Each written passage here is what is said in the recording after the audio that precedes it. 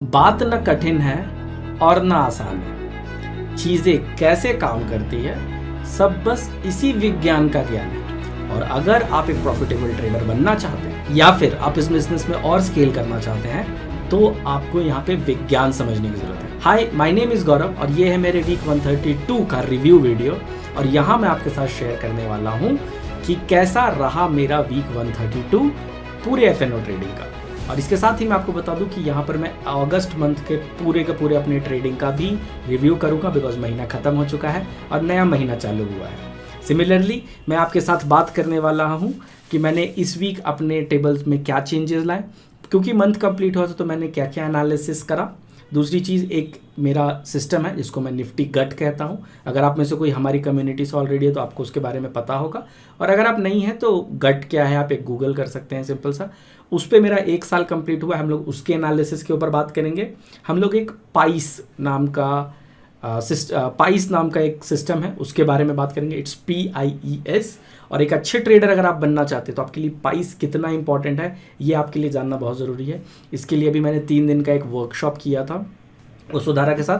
सो आप यहाँ पे देख सकते हैं, और वहाँ मुझे ये कॉन्सेप्ट मिला और आई वॉज थिंकिंग कि मैं इसको कैसे ट्रेडिंग में इनपुट कर सकता हूँ। सचिन तेंदुलकर के प्लेइंग स्टाइल के बारे में बात करेंगे, जो as a trader I believe आपको बहुत ज़्यादा हेल्प करेगा अगर आप इसको अच्छे से समझ पाए। Again this will also be for systematic traders, और अगर आप कोई डिस्क्रिशनरी ट्रेडर हैं तो भी आपकी हेल्प करेगा।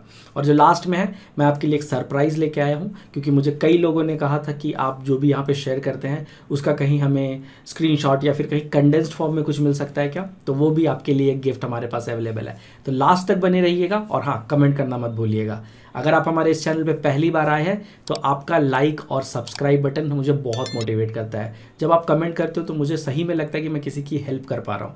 Even if it is a criticism, go ahead, do the criticism, don't stop your self. आपके क्रिटिसिज्म से ही हम लोग ग्रो कर पाएंगे। और अगर आज मैं पब्लिक फोरम पर आकर अपनी शीट शेयर कर रहा हूँ तो उसका भी मेन कारण ये है कि एक दिन मुझे आप में से कोई एक जो सीरियस होगा वो कोई एक इनपुट देगा जो मेरी ट्रेडिंग को 1% बढ़ा सके। और एक अच्छी ट्रेडिंग हर दिन 1% बढ़ाने का नाम है। एक्चुअली हर दिन भी नहीं, पीरियोडिकली 1% बढ़ाने का नाम है। So please keep growing and till then be पैसा वाइज। तो सीधा जंप इन करते हैं हमारी शीट के ऊपर। सो आप देख सकते हो ये मेरी शीट है, और इस वीक मुझे 20,000 रुपये का नुकसान हुआ है। अगर आपने शायद टाइटल भी पढ़ा होगा, और अगर टाइटल वही है तो सबसे बड़े लॉस से सबसे बड़े लॉस तक का सफ़र रहा ये। सो आप अगर मेरे ऊपर वाले टेबल पर जाकर देखें यहाँ पर, तो फरवरी 2024 को मेरा अभी तक का सबसे बड़ा लॉस हुआ था, जो कि 2,39,442 रुपीज़ का था। और इस मंथ उसने उस लेवल को क्रॉस कर लिया, ज़्यादा से क्रॉस नहीं किया, बट अराउंड 800 रुपये से क्रॉस किया, लेकिन फिर भी 2,40,264 रुपये यूहू। सो ये लेवल भी मैंने टच कर लिया। Now why I am happy about it, because मुझे इससे पता चलता है कि मैं ग्रो कर रहा हूँ। सो पास्ट के 4 महीनों में एक काफ़ी बड़ा जंप आया था, जिसमें मैंने 11,74,000 का जंप देखा था। तो this was long due, because चलिए एक सिंपल सी एक्सरसाइज करते हैं। ओके, आप में से कई सारे लोग लाइफ में सिर्फ और सिर्फ प्रॉफिट चाहते हैं, या कुछ लोगों कहते हैं कि यार लॉस बहुत कम लगे। तो इस वाले जो मैंने वसुधारा आपको बताया वहाँ पे मैंने ये सीखा। तो आपने क्या करना है, आपने स्ट्रेट बैठना है, okay, and then you breathe out. Okay, so you breathe out, breathe out, breathe out, breathe out, breathe out, breathe out. Oh my god, आप तो छटपटाने लग गए। ओके, अच्छा, आपके अंदर है ताकत। Breathe out, now stop, please stop. So आप देख सकते हो जैसे हमारे सांस साइक्लिकल है, वैसे मार्केट भी साइक्लिकल है। अगर आप किसी भी सिस्टम पे काम करते हो तो इट नीड्स ब्रीदर। अगर वो लगातार प्रॉफिट दे रहा है तो उसको एक टाइम पीरियड के बाद आकर वापस से लॉस लेना पड़ेगा। And you know this is a very healthy thing. हम में से कई सारे लोग इस डॉगमा में आ जाते हैं कि हमारा अगर कोई सिस्टम है तो 100% टाइम प्रॉफिट दे। अगर आप 100% टाइम प्रॉफिट के लिए किसी सिस्टम पर जाएंगे तो वो हो सकता है over a long period of time किसी एक पॉइंट ऑफ लोकेशन पर काफ़ी बड़ा लॉस देगा। तो इसीलिए बहुत ज़्यादा ज़रूरी है कि आप ये समझें कि profit and loss is the part of the game. You just have to keep a great balance out of it. तो अगर आप देख सकते हो तो मेरे कोई भी बहुत बड़े प्रॉफिट्स नहीं हुए इस वीक। ओके, जो मेरा मैक्सिमम प्रॉफिट हुआ है वो 35,000 रुपये का हुआ था, और इसमें जो मेरा मिनिमम प्रॉफिट था वो 436 रुपीज़ का हुआ है। सिमिलरली इस वीक मेरा जो मैक्सिमम लॉस हुआ है वो 24,000 रुपये का हुआ है, और जो मिनिमम लॉस हुआ है वो भी 490 रुपये का हुआ है। तो this is kind of balanced. इस वीक को जब मैंने कंक्लूड किया तो मेरे टोटल 2759 ट्रेड्स कंप्लीट हो चुके हैं, और इसके साथ ही सिर्फ और सिर्फ अगस्त महीने में मैंने 157 ट्रेड्स किया है। And I want to know why you should care. अगर आप ये सोच रहे हैं कि why you should care about all this, because every week जब भी मैं आता हूँ और अपनी शीट शेयर करता हूँ तो मैं ये इस माइंडसेट से शेयर कर रहा हूँ, तो कि आप में से कोई एक सीरियस ट्रेडर होगा जो कि मेरी जर्नल को देख के कुछ एक एलिमेंट्स होगा जो अपने शीट पर डालेगा और अपनी ट्रेडिंग जर्नी को इम्प्रूव करेगा। सो फॉर एग्जाम्पल अगर आप जाकर देखें तो ये जो आप साउंड देख रहे हैं ये मेरे ऑटोमेशन ट्रेड पे एक्चुअली 332 पे होने का सारे के सारे ट्रेड्स कैंसिल हुए, उसका था ये। So let's go ahead and see कि इस वीक मैंने क्या क्या एक्स्ट्रा किया है। सो ये डीडी का ग्राफ है जो मैंने इस बार ड्रॉ किया, और इस बार मैंने इस पर अभी और भी जो स्टडीज़ बाकी हैं। तो आप देख सकते हो कि मेरा जो भी ओवरऑल डीडी चल रहा है वो ऑलमोस्ट 4,17,000 का है, इस पे जहाँ तक मैंने डेटा डाला है।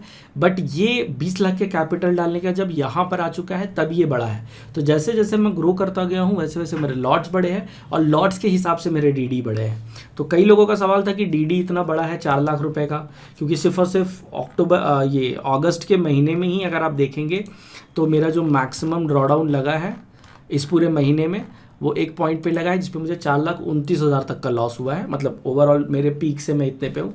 इसलिए आप में से कई लोगों ने देखा होगा मैं 31 लाख तक अपने पिछले वीडियोस में मैंने बताया था, लेकिन वो वहाँ से डाउनवर्ड ट्रैजेक्टरी में चल रहा है। तो इस वीक मैंने अपने जो सिस्टम्स हैं उस पर टेबल्स पे कैलकुलेट किया, तो ये ओवरऑल सिस्टम का आप देख सकते हो। मैंने जो नई चीज़ें कैलकुलेट की तो 10 lakh is a big mile stone for me. तो अगर यहाँ पे मैंने जब इसको रिव्यू किया तो मुझे पहला 10 लाख बनाने में 555 दिन लग गए थे। So I started my journey on 22 February 2022 and till 31 August 2023। So आज 1 साल हो जाता है जब मैंने पहला 10 लाख क्रॉस किया था। 555 दिन लगे मुझे पहले 10 लाख बनाने में, अगले 10 लाख बनाने में मुझे सिर्फ और सिर्फ 94 डेज लगे, 3 महीने का समय लगा। अगला जो 10 लाख था ये एक्चुअली मेरा बना नहीं है अभी, तो ये क्रॉस्ड रहेगा। तो 1 दिसंबर टू 26 जुलाई 234 डेज लगे मुझे अगले 10 लाख बनाने में, एंड देन आफ्टर दैट 29 जुलाई से लेकर के अभी तक 38 डेज हो चुके हैं, और मैं अभी 10 लाख पर नहीं हूँ। आई थिंक ऑलमोस्ट 13 लाख या समथिंग के डाउन पर हूँ, but again that will be covered very soon. Again this is more relevant अगर आप में से कोई है जो कि हमेशा ऐसा देखता है कि मैं इस जर्नी पे काम तो कर रहा हूँ बट मैं ग्रो नहीं कर पा रहा हूँ। तो अगर आप कोई है तो आप देखिए कि आपका पहला 10,000 कब बना, फिर आप देखिए कि आपका पहला 50,000 कब बना, फिर आप देखिए कि आपका पहला 1 लाख कब बना, फिर आप वहाँ से उसको जोड़िए और आपको पता चलेगा यार मैं तो बहुत आगे निकल चुका हूँ जर्नी पर, और फिर आप मायूस थोड़ा कम होने लगेंगे। And it is all about your motivation while doing this infinite journey. So तो इस मंथ मैंने 2,40,000 का नुकसान किया। Again this is excluding all the brokerages and taxes जो भी मेरे हैं, उसके बारे में मैं आगे बात करूँगा। तो इसमें मुझे टोटल जो मेरे ट्रेंड फॉलोइंग सिस्टम्स थे जिसमें कि मैं प्योर बाइंग करता हूँ मोर और लेस, और मार्केट के ट्रेंड पे ज़्यादा बिहेव करता है। तो आप बता, जैसे मैंने आपको बताया कि हम लोग पीक पर हैं और मार्केट बार बार फ्लक्चुएट कर रहा है, तो ट्रेंड फॉलोइंग सिस्टम्स मेरे पिट रहे हैं इस बार। तो उसकी वजह से मुझे 2,90,000 के आसपास 2,89,357 का लॉस सिर्फ और सिर्फ ट्रेंड फॉलोइंग पर हुआ है। ठीक है, सिमिलरली जो मेरे थीटा फॉलोइंग सिस्टम है उस पर मुझे 49,000 का प्रॉफिट हुआ है। सो आप देख सकते हो 2,20,000 तक पहुंचने में ये कैसे आपको हेल्प कर रहा है। 2,40,000 एक्चुअली पहुंचने में, तो 2,90,000 प्लस 50 इज इक्वल टू 2,40,000। तो ये आप समझ सकते हैं। सो ये मेरे ऑल ट्रेंड फॉलोइंग सिस्टम्स हैं जो यहाँ पर हैं, and most of them were in the losses. सिर्फ एक ही है मेरा जो मैं री एंट्री सिस्टम पे काम करता हूँ। ओके, LKC, अगर आप में से कोई जिन्होंने LKC की वीडियो नहीं देखी है तो आप हमारे इसी वीडियो पर जाकर मेरे LKC का मैंने 1 साल का रिपोर्ट कंप्लीट बनाया था कि मैंने उसमें क्या क्या फेस किया है, तो वो भी आप देख सकते हैं।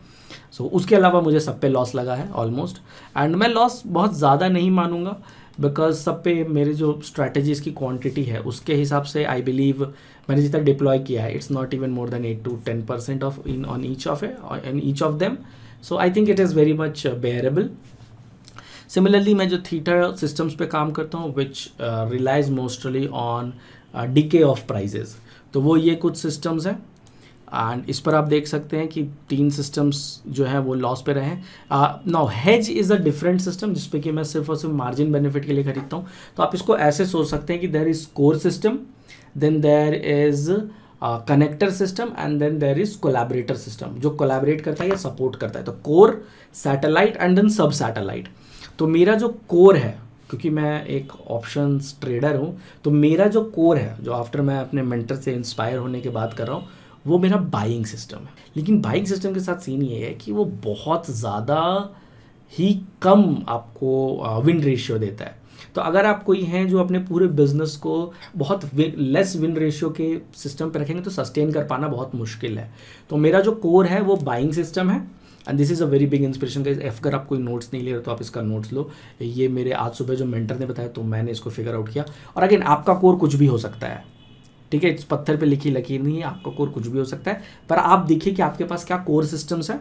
तो पहला है core systems which is also called core, sorry core को कोर ही कहते हैं। उसके साथ हमारे पास सैटेलाइट सिस्टम है जिसको हम लोग कनेक्टर भी कह सकते हैं। सो कनेक्टर जो मेरे लिए वो मेरे लिए थीटा सिस्टम्स है। तो ये थीटा जो आप देखेंगे, ये थीटा कोर वाले को सपोर्ट करता है when ever the core is not behaving well और कोर को और ज़्यादा फंड्स की ज़रूरत होती है।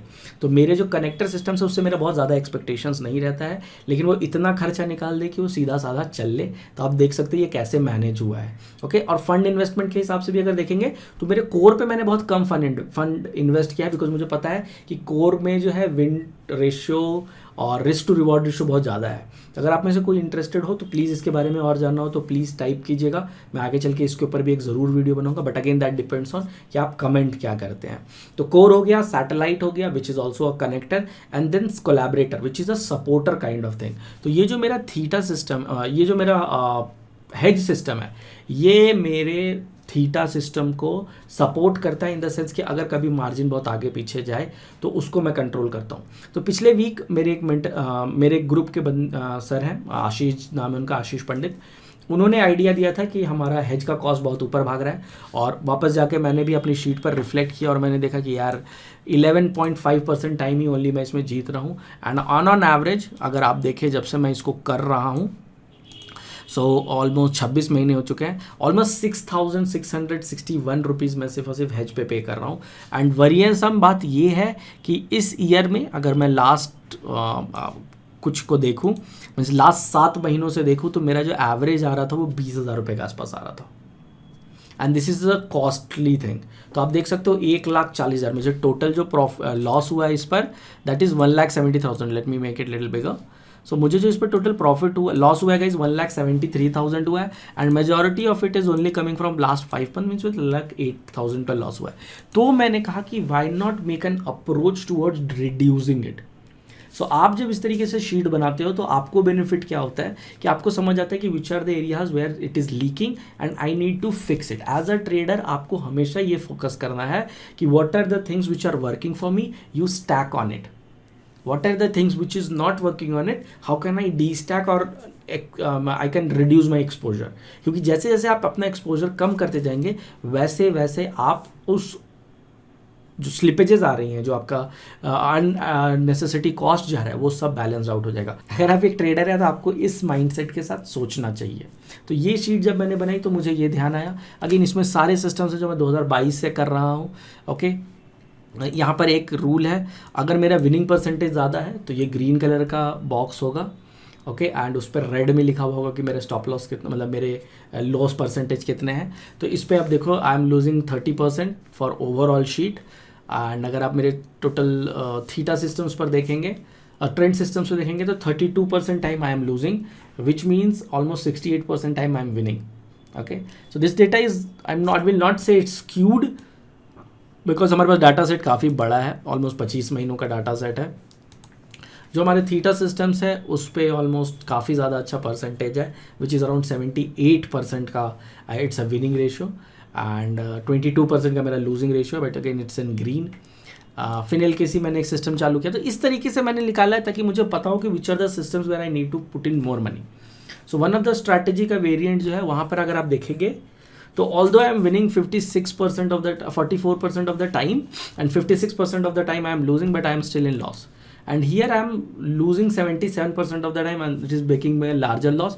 तो इस पर मैं धीरे धीरे करके अपने जो लॉट्स हैं उसको एडजस्ट करूँगा, not on somewhere where my winning ratio is very good, somewhere where my risk to reward is very good. तो आपको कभी कभी आइडेंटिफाई करना पड़ता है बहुत अच्छे से कि वो कौन सा मेरा स्ट्रैटेजी है या वो कौन सा मेरा अप्रोच है which looks like it is making loss for me but actually it is making a lot of profit, you know. तो इस अंडरस्टैंडिंग के साथ जब आप आगे जाएंगे तो आपको यहाँ पर बहुत बेनिफिट होगा।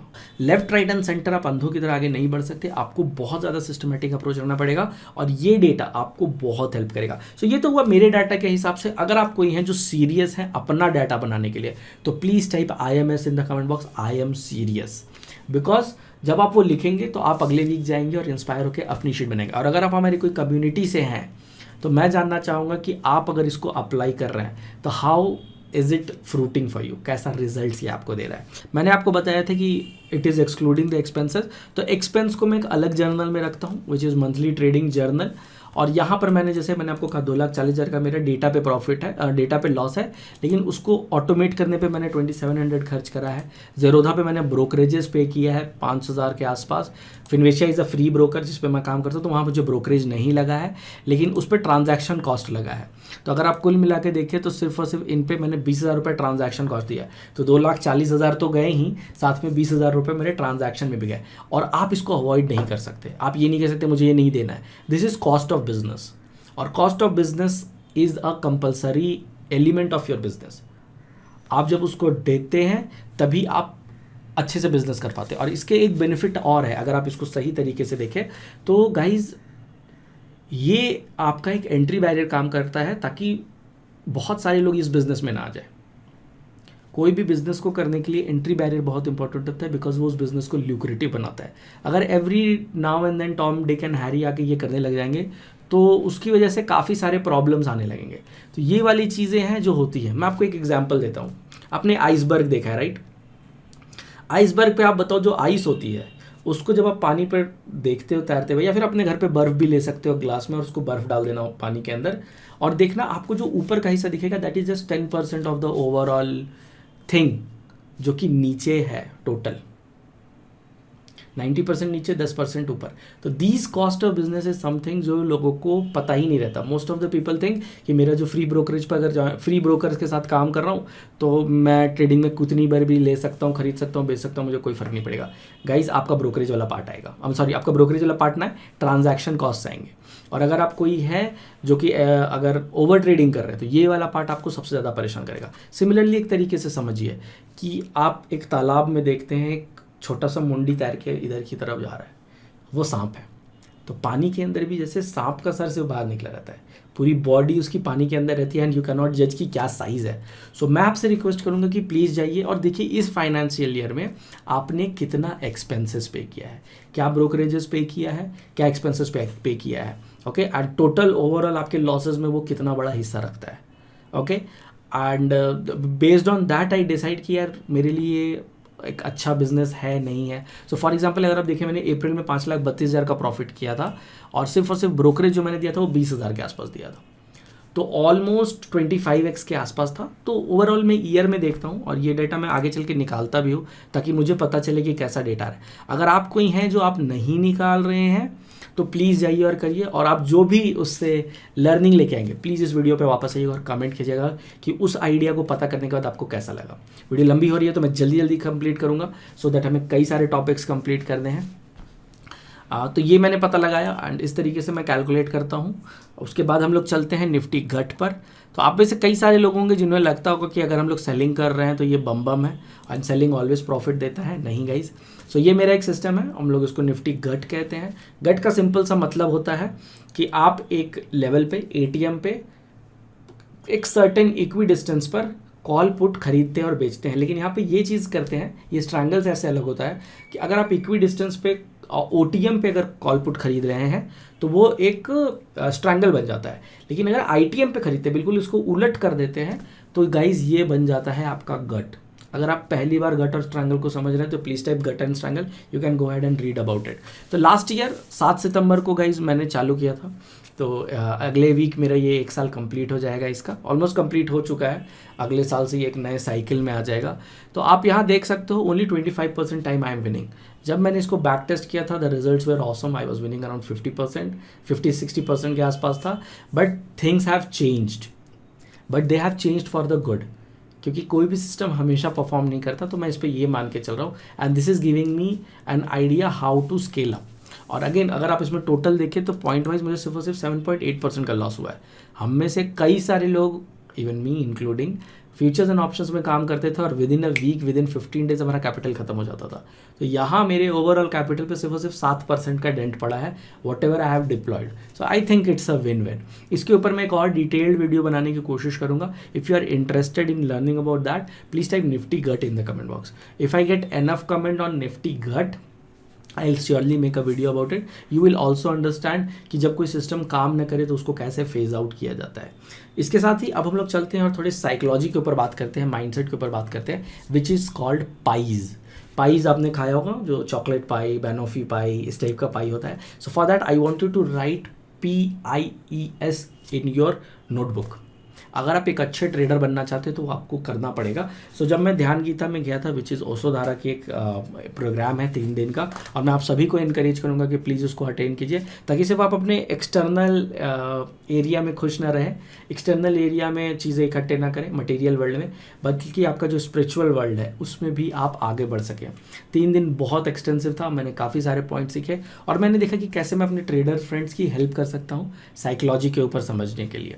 तो चलते हैं पाइज के ऊपर बात करते हैं। अगर आप कोई भी हैं जो एक अच्छे ट्रेडर बनना चाहते हैं, इंक्लूडिंग मी, मैं भी इस चीज़ को कॉन्टिन्यूसली ट्राई कर रहा हूँ, तो आपको सिर्फ और सिर्फ एक एरिया में अच्छे होने की ज़रूरत नहीं है, बल्कि 4 एरियाज में अच्छे होने की ज़रूरत है। Now let's go ahead and read and study what is this pies.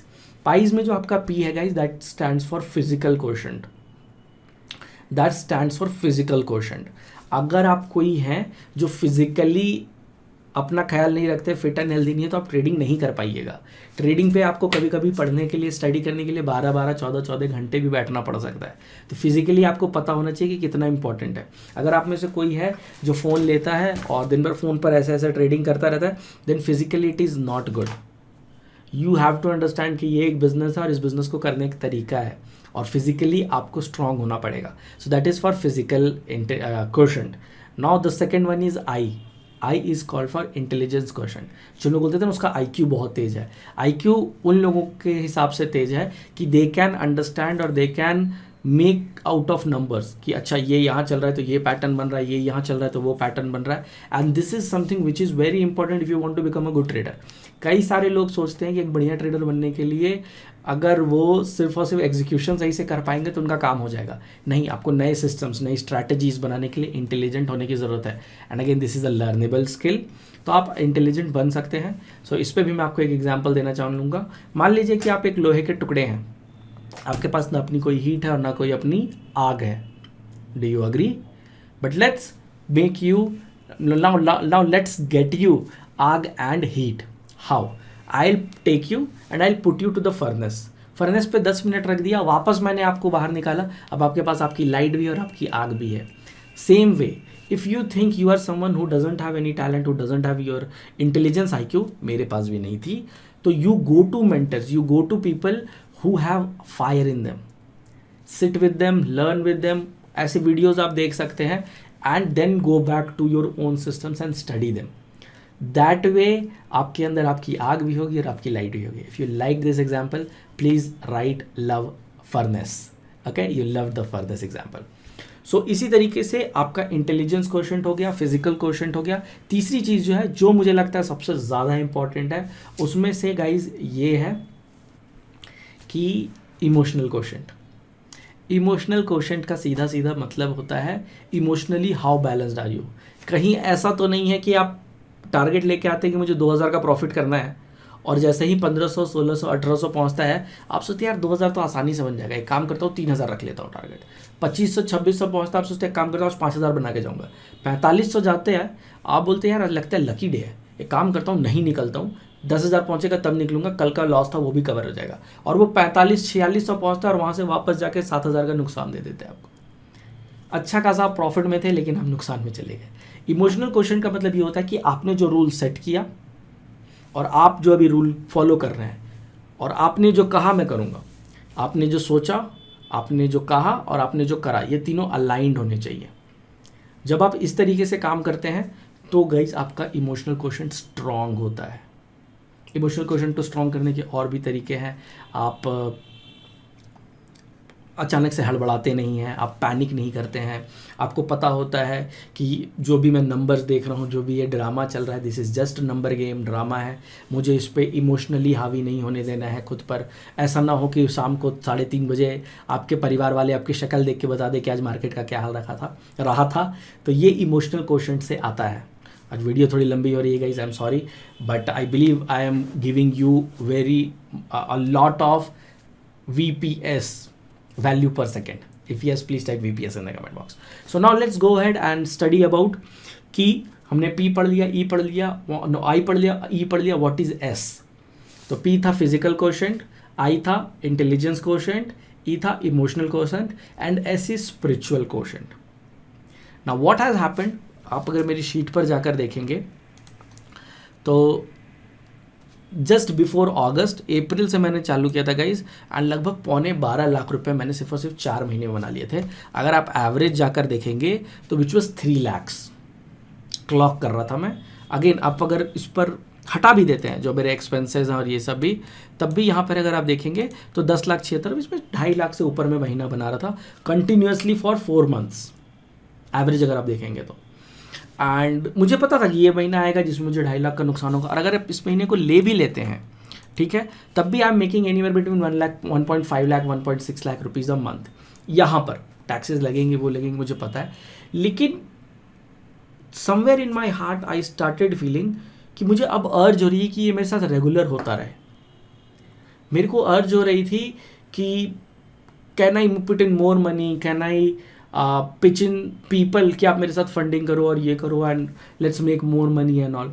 सो जब स्पिरिचुअल क्वोशेंट आपका ठीक नहीं रहता है तो आप अपना जो विधाता है, मैं मानता हूँ इसको, आपका जो सेल्फ वर्थ है वो थोड़ा सा डगमगाने लगता है। अगेन पॉजिटिव साइड में भी जा सकता है, नेगेटिव साइड में भी जा सकता है, लेकिन आपने ये कंट्रोल करके रखना है कि वो मिडिल में रहे, बैलेंस रहे। ऐसा ना हो कि आप बहुत ज़्यादा इगोइस्टिक हो जाए, और ऐसा ना हो जाए कि आप बहुत ज़्यादा नेगेटिव क्रिटिसाइज़ करने लग जाएं खुद को। अब जैसे मुझे 2,64,000 का इस महीने लॉस लगा है, तो मुझे ये नहीं करना है कि मैं दुखी हो गया, ये तो काम ही नहीं कर रहा है, क्या करूँ मैं, कैसे चलेगा, ये भी अप्रोच नहीं होना चाहिए। So you have to have balance. So उसके लिए आपको स्पिरिचुअली कनेक्ट होने की ज़रूरत है।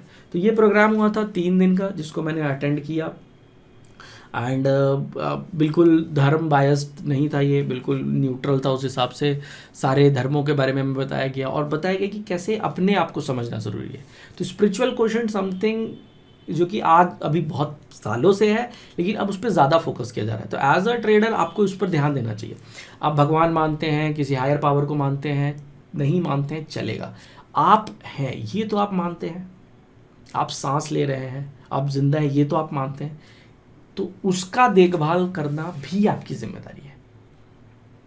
सिर्फ और सिर्फ फिजिकल नहीं, सिर्फ और सिर्फ इंटेलिजेंस नहीं, सिर्फ और सिर्फ इमोशनल नहीं, बल्कि एज अ होल आपके इन्वायरमेंट, आपके हर चीज़ से रिलेटेड वो स्पिरिचुअल क्वोशेंट है, उस पर ध्यान देना बहुत ज़रूरी है। तो ये था पाइस का फॉर्मूला। अगर आपके लिए है, ये आपको ही है जिनके लिए नया था, please type price in the comment box.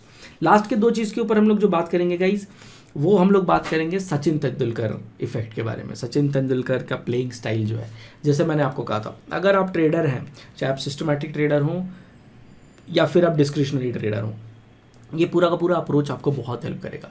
तो वहाँ पर हमारे एक ट्रेनर आए हुए थे, गुरु प्रेमनंद जी नाम था उनका, I believe, if I am not wrong. उन्होंने वो एक क्रिकेटर भी रहे हैं एंड स्पोर्ट्स कोच हैं, और actually sports agility, mental agility या मेंटल स्ट्रेंथ जो होता है उसके कोच है। तो उन्होंने कुछ चीज़ें बताई, तो उन्होंने सचिन तेंदुलकर के साथ सीखा भी है, मतलब वो काफ़ी जूनियर रहे थे आई बिलीव, बट उन्होंने 1-2 बार उनका अटेंड किया था मीटिंग्स एंड वहाँ पे थे। तो उन्होंने एक बड़ा अच्छा एग्जांपल दिया, और मैं समझता हूँ कि हमारे जो भी व्यूअर्स हैं, आपको भी इससे बहुत हेल्प मिलेगी। तो उन्होंने सचिन को स्टडी किया कि सचिन आखिर भाई खेलता कैसे है, सचिन कैसे प्ले करता है, और मैं सोच रहा था कि यार एक ट्रेडर कैसे उसको अप्लाई कर सकता है। तो उन्होंने कहा कि सचिन आता है, जब सचिन ग्राउंड पे जा रहा होता है, जब वो पिच पे जाते वक्त, ग्राउंड पे जाते वक्त, पिच पे जाते वक्त और पिच पे खड़ा होता है, इस पूरे फेज में उसका जो व्यू रहता है वो बहुत वाइड व्यू रहता है। Okay, his awareness level is very high. Then बंदा बॉल फेंकना चालू करता है, ठीक है। अब सचिन ने अपने व्यू को थोड़ा सा नैरो किया, एकदम नैरोड फोकस है उसका। अब बॉलर आ रहा है, ठीक है, बॉलर के हाथ से बॉल गई, बॉल निकली, ठीक है, बॉल, हाँ बॉलर के हाथ से निकली, बॉल पिच पे Patkai. That is the point of time जब सचिन अपने विजन को और नैरोअर कर लेते हैं, एकदम प्रिसाइज, कि अब ये बॉल पिच की है, मुझे कहाँ इसको हिट करना है। तो पहला हुआ wide focus, then narrow focus. जो पिच हुई उन्होंने उस पर शॉट खेला, गजब का शॉट, राइट, गजब का शॉट, गैप वैप देख के जो भी था उन्होंने पहले ही सब डिसाइड कर रखा था, खेला, बॉल तुरंत से गई बाउंड्री के बाहर। लेकिन जैसे ही उनके बॉल से बैट टच हुआ, he went into the third focus mode which is called relaxed focus. ये मेरे लिए कुछ नया था, मुझे ये नहीं पता, मुझे लगता था okay wide focus, then target focus, then again wide focus, this will create fatigue in you, okay, काम काम काम काम काम एंड देन नो आराम, नो। रिलैक्स्ड फोकस में जब आप जाते हो, यू नो कि आपने अपना बेस्ट दे दिया है, सचिन ने अपना बेस्ट दे दिया, अब वो बॉल कहीं भी जाएगी, उनके एफर्ट के बाद जो भी लक होगा वहां से जाएगी। एंड उस रिलैक्स में ही again centres himself to the main game. यही चीज़ हमारे साथ नहीं होता है, हमारा वाइड फोकस नहीं रहता है, तो हम लोग सिर्फ और सिर्फ एक ही सिंगल इंस्ट्रूमेंट को बैठ के देखते रहते, कहाँ जा रहा कहाँ जा रहा कहाँ जा रहा कहाँ जा रहा। नैरो फोकस्ड, इस पर एंट्री ली, एंटर करा, अरे ये तो वापस चला जाएगा, लॉस हो जाएगा, प्रॉफिट लॉस कुछ भी हो सकता है, it's like tossing a coin. मान लेते हैं इस पर प्रॉफिट हुआ, आपका अभी भी नैरोड फोकस है, ओके इस पर और लेता हूँ, फिर ये भागेगा, फिर ये भागेगा, and you get into fatigue. Now let's suppose if you have a wide focus then a narrow focus. आपने बैंक निफ्टी पे खोजा एक बहुत अच्छा अपॉर्चुनिटी, आपको मिली एंट्री, आपने तुरंत उस पर काम किया, प्रॉफिट लॉस कुछ भी हुआ, तुरंत आप जंप करके निफ्टी पे चले गए, राइट, आपने रिलैक्स होने का मौका ही नहीं दिया, और जो भी यहाँ का आउटपुट था उसके बेसिस पे आपने डिसीजन लिया, आप रिएक्टिव हो गए। बट आपने इस लेवल पर, इस स्टेप बाय स्टेप अपने ट्रेडिंग को इम्प्रूव करना है। क्या मैं करता हूँ? बिल्कुल। तो जब मैं वाइड फोकस करता हूँ तो ये मेरी स्ट्रैटेजीज चुनने का वक्त होता है, जब मैं नैरो फोकस करता हूँ तो ये मेरे सुबह का वक्त होता है, जब मैं ये देख रहा होता हूँ कि क्या मेरी स्ट्रैटेजी सही से फायर हुई। और रिलैक्स होता है जब मैं पूरा टाइम अपना चिल देता हूँ, और जैसे ही रिलैक्स खत्म होता है फिर मैं अपने वाइड वाले पे जाता हूँ कि क्या मेरी कोई स्ट्रैटेजी है जिसके डेटा से मुझे कोई व्यू आ रहा है, फिर मैं उस पर फोकस करता हूँ कि क्या इस पर मुझे किसी तरीके के इनपुट की ज़रूरत है, रही बहुत अच्छी बात, नहीं रही छोड़ दिया। जर्नलिंग करना इसलिए इम्पॉर्टेंट है, otherwise you will not find opportunity, even if you find that will be like क्षण भंगूर, जैसे एक पानी का बबल होता है, वो बनता है और फट से ख़त्म हो जाता है और फिर पता भी नहीं चलता। So I believe this would have inspired you and you will also make your own journal. मेरा जो मेन मुद्दा है वो इस चीज़ पे है कि आप हाइजीनिक ट्रेडिंग करें। अगर आप में से कोई है जो कि इसके बारे में और सीखना चाहता है, और मैंने आपको गिफ्ट के लिए कहा था, तो मैंने आज ही अपना एक नया चैनल चालू किया है विच इज़ substack.com/@paisawise.com। ये आपको डिस्क्रिप्शन में मिल जाएगा, यहाँ भी देखिए आप लिखा हुआ आ रहा होगा, आप वहाँ पर जाकर मुझे फॉलो कर सकते हैं।